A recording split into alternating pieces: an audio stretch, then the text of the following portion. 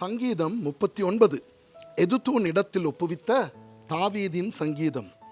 என் நாவினால் பாவம் செய்யாதபடிக்கு நான் என் வழிகளை காத்து துன்மார்க்கன் எனக்கு முன்பாக இருக்க மட்டும் என் வாயை கடிவாளத்தால் அடக்கி வைப்பேன் என்றேன்.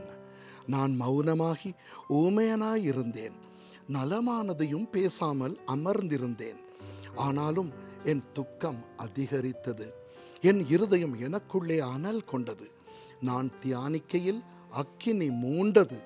அப்பொழுது என் நாவினால் விண்ணப்பம் செய்தேன், கர்த்தாவே, நான் எவ்வளவாய் நிலையற்றவன் என்று உணரும்படி என் முடிவையும் என் நாட்களின் அளவு இவ்வளவு என்பதையும் எனக்கு தெரிவியும்.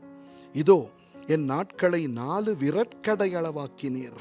என் ஆயுசு உமது பார்வைக்கு இல்லாதது போலிருக்கிறது. எந்த மனுஷனும் மாயையே என்பது நிச்சயம். வேஷமாகவே மனுஷன் திரிகிறான், விருதாவாகவே சஞ்சலப்படுகிறான். ஆஸ்தியை சேர்க்கிறான், யார் அதை வாரிக்கொள்ளுவான் என்று அறியான். இப்போதும் ஆண்டவரே, நான் எதற்கு எதிர்பார்த்திருக்கிறேன்? நீரே என் நம்பிக்கை.